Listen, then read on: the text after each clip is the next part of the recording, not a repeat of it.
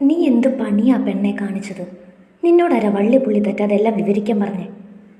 തിരികെ മുറിയിലേക്ക് കയറിയ ചിപ്പിയെ അമ്മു കിടക്കയിലേക്ക് തള്ളിയിട്ടുകൊണ്ട് വാതിൽ ചേർത്തടച്ചിട്ട് ചോദിച്ചു. ചിപ്പി മിഴിച്ചു നോക്കി അവളെ തന്നെ. നിനക്ക് വല്ല ബോധമുണ്ടോ? എന്ത് പണിയാ നീ കാണിച്ചത്? അമ്മു ദേഷ്യത്തോടെ കിടക്കയിലേക്ക് ചെന്നിരുന്നു. അതിന് ഞാനെന്ത് ചെയ്തു എന്നാ പറയുന്നേ? നീ കേട്ടതല്ലേ അങ്കിൾ എന്നോട് ചോദിക്കുന്നത്? മാത്രമല്ല എനിക്ക് സപ്പോർട്ട് ചെയ്തല്ലേ സംസാരിച്ചത്. തേങ്ങ, നീ അതങ്ങ് വെള്ളം തൊടാതെ വിഴുങ്ങി. നിനക്ക് 10 പൈസയുടെ ബുദ്ധി പോലും ഇല്ലേ? അച്ഛൻ ഇതിന് കൂട്ടു നിൽക്കുമെന്ന് തോന്നുന്നുണ്ടോ? ഒരിക്കലും ഇല്ല. ഇത് നിന്നിൽ നിന്ന് തന്നെ എല്ലാം അറിയാനുള്ള നമ്പർ ആയിരുന്നിരിക്കും. ഏയ്, എനിക്കങ്ങനെ തോന്നുന്നില്ലടി. അങ്കിൾ അത്ര കാര്യമായിട്ടല്ലേ എന്നോട് സംസാരിച്ചത്. നിനക്ക് അച്ഛനെ അറിയില്ല. എന്തേലും ഉള്ളിൽ കണ്ടിട്ടുണ്ടായിരിക്കും നിന്നെ വിളിച്ച് മയത്തിൽ കാര്യം തിരക്കിയത്. അല്ലെങ്കിൽ തന്നെ നമ്മുടെ ഫാമിലിയിൽ ആരെങ്കിലും മഹേഷേട്ടൻ്റെ കാര്യത്തിൽ സപ്പോർട്ട് ചെയ്യുമോ? എവിടെയാണ് ഈ മക്കളുടെ പ്രേമത്തിന് മാതാപിതാക്കൾ കൂട്ടു നിൽക്കുന്നത്? കഷ്ടം. ചോദിച്ചിടനെ അവളെല്ലാം പറഞ്ഞിരിക്കുന്നു. സത്യം പറഞ്ഞ ചിപ്പി, അന്നേരം എനിക്ക് നിന്റെ തലയടിച്ച് പൊട്ടിക്കാനുള്ള ആ ദേഷ്യം ഉണ്ടായിരുന്നു. അമ്മു കൈ ചുരുട്ടി ബെഡിലേക്ക് ഇടിച്ചു. എന്നായാലും എല്ലാവരും അറിയും. എപ്പോഴായാലും അറിയാൻ വേണ്ടേ അമ്മു? ഇത് വെറും നേരം പോക്കല്ലല്ലോ. ഞങ്ങൾ ഒന്നിച്ച് ജീവിക്കാൻ തീരുമാനിച്ചതല്ലേ. ചിപ്പി തൻ്റെ പ്രവൃത്തിയെ ന്യായീകരിക്കാൻ ശ്രമിച്ചു. ഇങ്ങനെ അറിഞ്ഞിട്ട് എന്തിനാ? മഹേഷേട്ടൻ നിന്നോട് പറഞ്ഞതല്ലേ അയാളൊരു ജോലിയൊക്കെ വാങ്ങിയിട്ട് വന്ന് ചോദിക്കാമെന്ന്. അതിനിടയിൽ നീ എല്ലാം കുളമാക്കി. ഇനി എന്താ ഉണ്ടാവുന്നതെന്ന് കണ്ടറിയാം. മോൾ അനുഭവിക്കും. അമ്മു, എടി, അങ്കിൾ എന്തായാലും എല്ലാം അറിഞ്ഞു വെച്ചിട്ടായിരിക്കും ചോദിച്ചിട്ടുണ്ടാവുക. പിന്നെ എങ്ങനെ ഞാൻ പിടിച്ചു നിൽക്കും? എൻ്റെ പൊന്നു മോളെ, കക്കാൻ പഠിച്ചാൽ പോരാ, നിൽക്കാനും കൂടി പഠിക്കണം. ഏത് നേരത്താണ് നിന്നെ അയാൾക്ക് പ്രേമിക്കാൻ തോന്നിയാവോ? അമ്മോ! ചിപ്പിയുടെ ശബ്ദം ഉയർന്നു പോയി. ആ അമ്മു തന്നെയാണ് സംസാരിക്കുന്നേ. എന്തായാലും നീ അടുത്തത് വാങ്ങിച്ചു കൂട്ടാൻ തയ്യാറായിക്കോ. അറുത്തു മുറിച്ച് പറഞ്ഞുകൊണ്ട് അമ്മു മുറി വിട്ടു പോയപ്പോൾ എല്ലാം തകർന്ന പോലെ ചിപ്പി ഒരേ ഇരിപ്പിരുന്നു.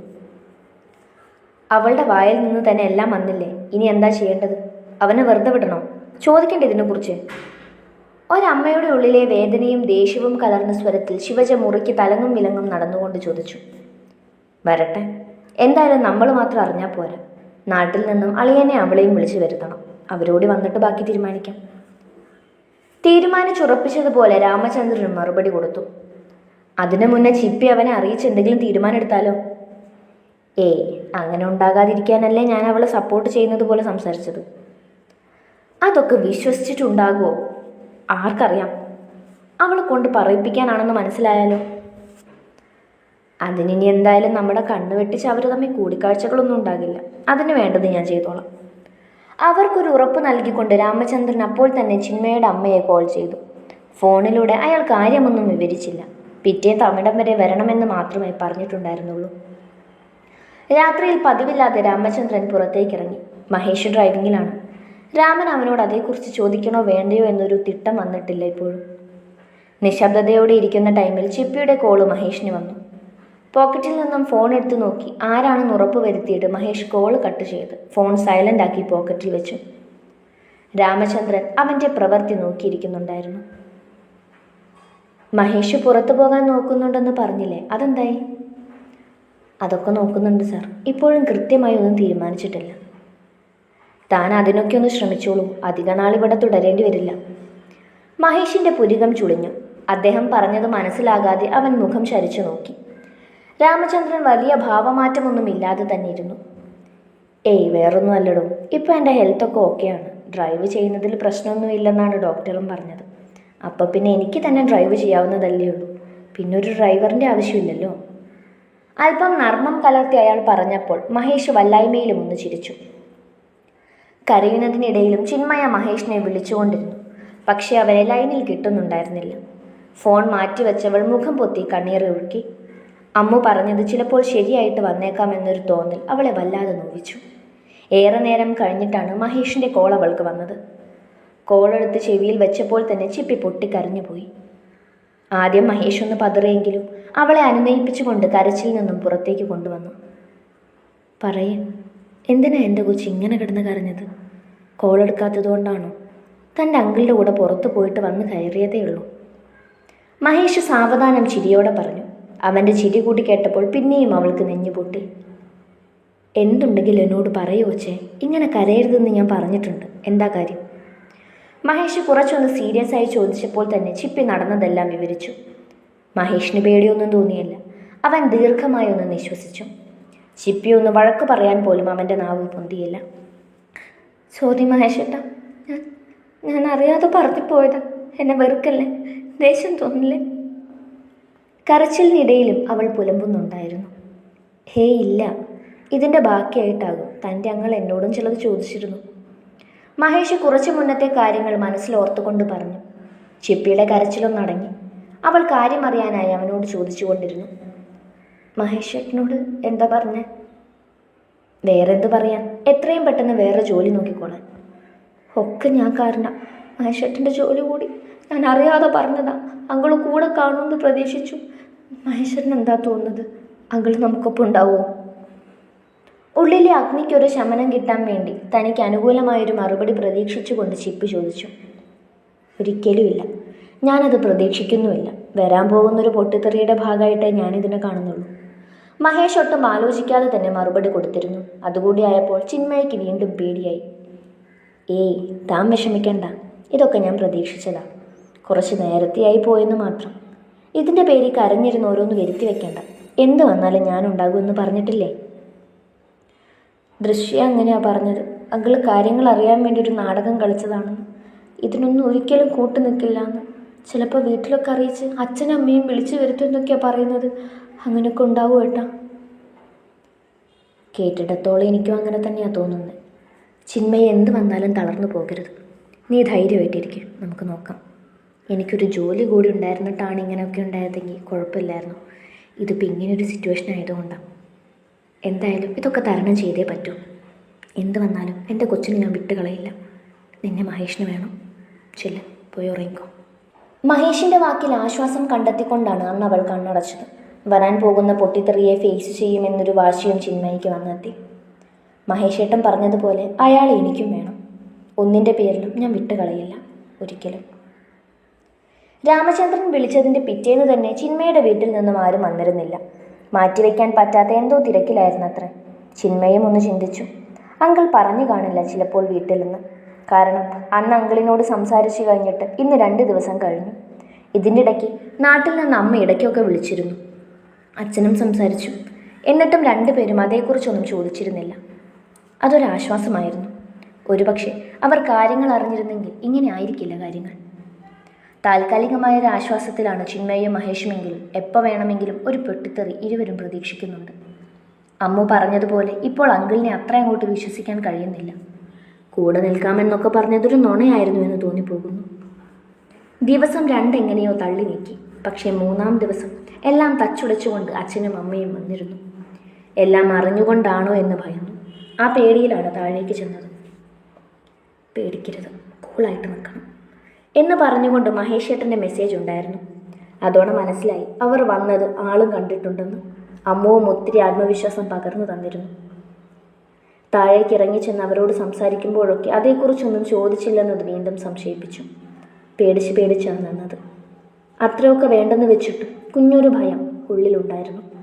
അവിടെയും എന്തു വന്നാലും കൂടെ ഉണ്ടാകുമെന്ന മഹേഷേട്ടൻ്റെ വാക്കാണ് പിടിച്ചു നിൽക്കാൻ ധൈര്യം തന്നത്. കുറേ നേരം താഴെ കാര്യം പറഞ്ഞിരുന്നു. ഉച്ചയ്ക്ക് ഊണും കഴിച്ചിട്ട് ഞാനും അമ്മുവും മുറിയിലേക്ക് കയറി വന്നു. എനിക്കിപ്പോഴും നെഞ്ചെടുപ്പ് കൂടി വരുന്നുണ്ടമ്മോ. എന്നാ ഇരിക്കേണ്ടെന്ന് പറയും. നിനക്ക് തമാശ. ഈ സ്ഥാനത്തൊന്നും നിൽക്കണം, അപ്പോഴേ അറിയൂ. ആണോ? കാര്യമായിപ്പോയി. ഇത്രമേലാക്കി വെച്ചത് ഞാനാണോ? നീയല്ലേ? ആവശ്യമില്ലാതെ എല്ലാം ചെന്നിരുന്ന് വിളമ്പാൻ ആരെങ്കിലും പറഞ്ഞോ? പറ്റിപ്പോയിടി. ഇനി അതേക്കുറിച്ച് പറഞ്ഞിട്ടെന്തിനാ? അങ്കിള് പറയുമോ? ഇതുവരെ അവരുടെ സൈഡിൽ നിന്നൊന്നും ഉണ്ടായില്ലല്ലോ. ചിലപ്പോൾ കൂടെ നിൽക്കുമെങ്കിലോ അങ്കിള്. ആരി? അച്ഛനോ? ഉണ്ട.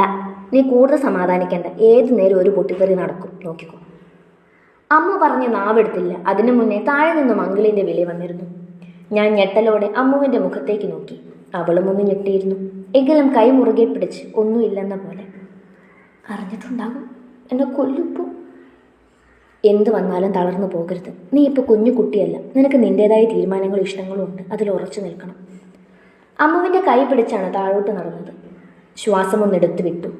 എന്ത് വന്നാലും മഹേഷേട്ടനെ വിട്ടൊരു ജീവിതം എനിക്ക് വേണ്ട എന്ന് തന്നെ ഉറപ്പിച്ചു.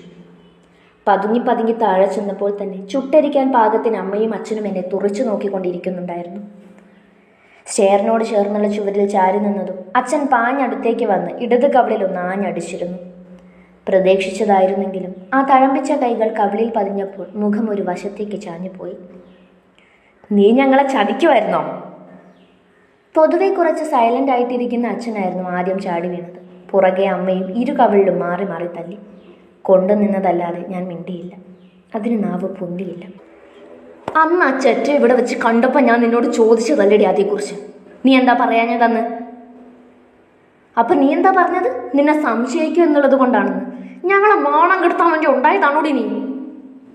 മുടിക്കുത്തിനെ പിടിച്ച് അമ്മ തള്ളിയെറിയുമ്പോൾ ഞാൻ ആൻറ്റിയുടെ ദേഹത്തേക്കാണ് ചെന്ന് വീണത്. ആ കൈകളാണെന്ന് താങ്ങിപ്പിടിച്ചത്. നിങ്ങൾ എന്തുപോയി കാണിക്കുന്നത്? പിള്ളേരെ തല്ലിയാണോ ഇതിനൊക്കെ തീരുമാനം എടുക്കേണ്ടത്? തന്മയത്വത്തോട് അവരോട് കാര്യങ്ങൾ പറഞ്ഞ് മനസ്സിലാക്കുകയല്ലേ വേണ്ടത്? ഇതിലിപ്പോൾ ചിപ്പി മാത്രമല്ലല്ലോ തെറ്റ് ചെയ്തത്. രണ്ടുപേരും ഒരുപോലെ സ്നേഹിക്കുന്നുണ്ടെന്നല്ലേ പറഞ്ഞത്. നിൽക്ക്, ഞാൻ മഹേഷിനെ പോയി വിളിച്ചിട്ട് വരാം. അതുവരെ ഇവളിനി തല്ലരുത്. എന്നെ സംരക്ഷിക്കാൻ എന്നോണം മുന്നിൽ കയറി നിന്ന് അങ്കിൾ പറഞ്ഞിട്ട് പോകുമ്പോഴും അച്ഛനും അമ്മയും അടങ്ങിയിരുന്നില്ല. നോട്ടത്തിലൂടെയെങ്കിൽ അവർ കൊല്ലാതെ കൊന്നു. അമ്മു അടുത്തേക്ക് വന്നിരുന്ന് തടവി തന്നപ്പോൾ ഞാൻ അവളുടെ ദേഹത്തേക്ക് ചതുങ്ങിപ്പോയി. എന്തും വരട്ടെ എന്ന ഭാവത്തോടെയാണ് മഹേഷ് രാമചന്ദ്രനൊപ്പം അകത്തേക്ക് കയറി വന്നത്. അയാൾ വന്ന് വിളിച്ചപ്പോൾ തന്നെ മഹേഷിന് ഏകദേശം കാര്യങ്ങൾ മനസ്സിലായിരുന്നു. എങ്കിലും അയാളോടൊന്നും അവൻ ചോദിക്കാൻ പോയില്ല. ഹാളിലേക്ക് കയറിയ മഹേഷ് ആദ്യം നോക്കിയത് ചിപ്പിയാണ്. അമ്മുവിൻ്റെ അടുത്ത് കരഞ്ഞു തളർന്നിരിക്കുന്നവളെ കാണി ഒരു വേള അവൻ്റെ നെഞ്ഞൊന്ന് കലങ്ങിപ്പോയി. അധിക നേരം അവളെ നോക്കിയില്ല അവൻ. അതിനു മുന്നേ ചിന്മയുടെ അച്ഛൻ്റെ കൈകൾ മഹേഷിൻ്റെ ഷർട്ടിൻ്റെ കോളറിൽ മുറുകി. പന്ന മോനെ, ഒരിക്കൽ നീ എൻ്റെ മോളെ നിന്നെ ശല്യപ്പെടുത്തുന്നു എന്ന് പറഞ്ഞ് എൻ്റെ വീട്ടിൽ വന്ന് സീനുണ്ടാക്കിയിട്ട് പോയവനാ. നീ ആണോടാ ഇപ്പം ഇങ്ങനെ ചെയ്തത്? അയാൾ പുറകിലേക്ക് ഒന്ന് ആഞ്ഞു തള്ളിയപ്പോൾ മഹേഷ് ഒന്ന് വെച്ചുപോയി. എങ്കിലും വീഴാതെ പിടിച്ചു നിന്നു. അവനും മറുത്തൊന്നും പറയാൻ പോയില്ല. ചിന്മയുടെ അച്ഛനാണ്, പ്രായത്തിന് മൂത്തതാണ് എന്നൊക്കെയുള്ള ബഹുമാനം അവൻ അപ്പോഴും ഉണ്ടായിരുന്നു. രണ്ടും കൂടി നാടകം കളിച്ച് ഞങ്ങളെ പൊട്ടന്മാരാക്കുവാണോ? നീ എന്താണ് വിചാരിച്ചേ? പ്രേമ നാടകം കളിച്ച് എൻ്റെ മോളെ ഇവിടെ നിന്ന് കൊണ്ടുപോകാമെന്നോ? മഹേഷിന് നേരെ ചിന്മയുടെ അമ്മയുടെ കൈ ഉയർന്നപ്പോൾ രാമചന്ദ്രൻ അതിനെ തടഞ്ഞുകൊണ്ട് മുന്നിൽ കയറി നിന്നു. നീ അങ്ങോട്ട് മാറി നിന്ന്. കൈയും കളിയൊന്നും വേണ്ട, അതിന് ഞാൻ സമ്മതിക്കില്ല. എന്തേലും ഉണ്ടേ സംസാരിച്ച് തീർത്താൽ മതി. ഹേട്ടന് പറയാം, എന്നാൽ അവൻ ചതിച്ചത് എൻ്റെ മകളെയാ. മഹേഷ് അവരെ സൂക്ഷിച്ചൊന്ന് നോക്കി. പിന്നെ കരഞ്ഞിരിക്കുന്ന ചിന്മയെയും. ചിന്മയെ ഞാൻ ചതിച്ചുവെന്ന് നിങ്ങളോട് ആരെങ്കിലും പറഞ്ഞു? സാർ, ഞാൻ ചെയ്തത് തെറ്റ് തന്നെയാണ്. ഞാൻ കാണിക്കുന്നത് നന്ദികേടായിട്ടേ നിങ്ങൾക്ക് തോന്നും. പക്ഷേ ചിന്മയെ ഞാൻ ചതിച്ചിട്ടില്ല. ഞാൻ ഇവളെ സ്നേഹിക്കുന്നത് ആത്മാർത്ഥമായിട്ട് തന്നെയാണ്. ഞങ്ങൾ ഒരുമിച്ച് ജീവിക്കാനും ആഗ്രഹിക്കുന്നുണ്ട്. മഹേഷ് ഉറപ്പോടെ പതറാതെ തന്നെ പറഞ്ഞു. ചിന്മയുടെ കണ്ണുകൾ വീണ്ടും നിറഞ്ഞു. അവ പ്രണയത്തോടെ അവനെ നോക്കി. ഒരുമിച്ച് ജീവിക്കുന്നേ കുറേ, അതിന് ഞാൻ മരിക്കണം. എന്ത് യോഗ്യത ഉണ്ടടാ നിനക്ക് എൻ്റെ മോളെ കെട്ടാൻ, ഞങ്ങളുടെ കുടുംബത്തിൽ വരാൻ? യോഗ്യത വെച്ചല്ല ഞാൻ നിങ്ങളുടെ മകളെ സ്നേഹിച്ചത്. കാശിൻ്റെ അടിസ്ഥാനത്തിലല്ല അവളും എന്നെ സ്നേഹിക്കുന്നത്. ഞങ്ങൾ മനസ്സ് മാത്രമേ നോക്കുന്നുള്ളൂ. അതിനപ്പുറത്തേക്ക് ഒന്നിനും പ്രാധാന്യം കൊടുക്കുന്നില്ല. മഹേഷും വിട്ടുകൊടുത്തില്ല. ഇവളെ കൊന്നു കളഞ്ഞാലും നിനക്ക് തരില്ല ഞങ്ങൾ. അങ്ങനെ ഒരു വ്യാമോഹം നിന്റെ മനസ്സിലുണ്ടെങ്കിൽ അതങ്ങ് മാറ്റിയേക്ക്. ഇപ്പം നിർത്തിക്കോണം എല്ലാം. ചിന്മയുടെ അച്ഛൻ അരിശം പോണ്ടു. അങ്ങനെ നിർത്താൻ പറ്റില്ലമ്മേ. ആരെന്ത് പറഞ്ഞാലും ചെയ്താലും ഞാൻ അതിനൊരുക്കുമല്ല. എനിക്കൊരു ജീവിതമുണ്ടേ, അത് മഹേഷിനൊപ്പം മാത്രമായിരിക്കും. എഴുന്നേറ്റ് നിന്ന് ആവേശത്തോടെ പറഞ്ഞു തീരുന്നതിന് മുന്നേ ചിന്മയുടെ മേൽ പിന്നെയും അടി വീണിരുന്നു. മഹേഷ് കണ്ണുകൾ ഇറുകെ പൂട്ടി. നിർത്തിക്കോ നീ. മതി നിന്റെ പഠിത്തവും തേങ്ങയൊക്കെ. ഇറങ്ങിക്കോണം ഞങ്ങൾക്കൊപ്പം. ഇനി നീ പുറലോകം കാണണ്ട. കവളിനെ കുത്തിപ്പിടിച്ചുകൊണ്ട് അമ്മ പറഞ്ഞതും മഹേഷ് ചിന്മയെ അവൻ്റെ പുറകിലേക്ക് മാറ്റി നിർത്തി. എന്നെ സ്നേഹിച്ചു എന്നൊരു കാരണം കൊണ്ട് അവളെ ആരും ഉപദ്രവിക്കണ്ട. ഞാനത് കണ്ടോട് നിന്നെന്ന് വരില്ല. അളിയനൊന്ന് വന്നേ, നീയും വാ. രാമചന്ദ്രൻ ഇരുവരെയും മാറ്റി നിർത്തി. ചിപ്പി ആ നേരം മഹേഷിനെ മുഖമുയർത്തി നോക്കി. അവളുടെ നീര് വീണ കവളുകൾ അവൻ വേദനയോടെ നോക്കി. ചിപ്പി കണ്ണുനീരിനിടയിലും ഒന്നുമില്ല എന്ന പോലെ കണ്ണ് ചിമ്മി കാണിച്ചു. നിങ്ങൾ എന്തൊക്കെയായി പറയുന്നത്? കാര്യം അവർ ചെയ്തത് തെറ്റാണെങ്കിലും അത് അവരുടെ ഭാഗത്തു നിന്ന് നോക്കിയ തെറ്റല്ല. മഹേഷും ചിന്മയും ചെറിയ കുട്ടികളല്ല. അവർക്ക് അവരുടേതായ ഇഷ്ടങ്ങളുണ്ട്. നമുക്കൊക്കെയാണ് അവരുടെ സ്നേഹത്തെ തെറ്റായി തോന്നുന്നത്. നിങ്ങളിങ്ങനെ ദേഷ്യപ്പെട്ടു നിന്ന് അവരവരുടെ വഴിയാകും തിരഞ്ഞെടുക്കുക. അവർക്ക് രണ്ടു പേർക്കും വാശി കൂടത്തേ ഉള്ളൂ. അതുകൊണ്ട് സാവധാനം മനസമാധാനത്തിൽ കാര്യം സംസാരിച്ചാൽ മതി. പിന്നെ മോളുടെ പഠിത്തമൊന്നും നിർത്തണ്ട.